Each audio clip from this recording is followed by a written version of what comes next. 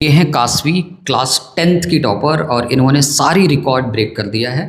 तो टॉपर्स की स्ट्रेटजी जानते हैं टॉपर से ही कि क्या इन्होंने अपनी रूटीन फॉलो की है। स्ट्रेटजी क्या थी बेटे? सर मैंने एक रूटीन बना के रखा था, तो through out the okay. Year मैंने सारे सब्जेक्ट्स को एक स्पेसिफिक टाइम दिया था और उस रूटीन पे मैं कंसिस्टेंटली काम करती रही।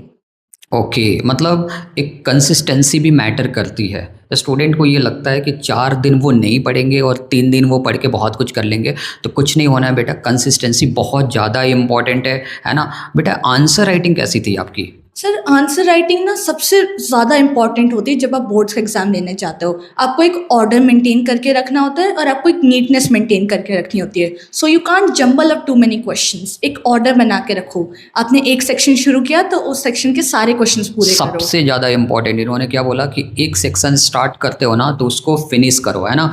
कभी बच्चों को कभी सेक्शन बी लिखेंगे, कभी सेक्शन सी पे चले जाएंगे, कभी ए पे आ जाएंगे। बेटा ऐसे नहीं करना है। आपके मतलब इम्पॉर्टेंट, सबसे ज़्यादा इम्पॉर्टेंट क्या है कि आप एक सीक्वेंस बना के रखो पेपर के अंदर, है ना? ठीक है। और बेटा एक चीज़ बताओ कि सिलेबस को बहुत लोग इग्नोर कर देते हैं। सीबीएसई ने जो सिलेबस दिया हुआ है बहुत लोग इग्नोर करके चलते हैं। क्या सही है ये? ये एक बहुत गलत प्रैक्टिस है। ओके। सबसे पहले कुछ भी सिलेबस पूरा करने से पहले आप देखो सीबीएसई ने क्या भेजा है। एक बार आप 110% श्योर हो गए कि आप जानते हो सिलेबस में क्या आ रहा है, आपकी 60% ऑफ द प्रॉब्लम्स खुद दूर हो गई ना। ओके। 40% जो रह रहा है वो इंपॉर्टेंट क्वेश्चंस है। एक बार आप वो टॉपिक समझ जाओ तो फिर आपको 100 मार्क्स लाने से कोई नहीं रोक सकता।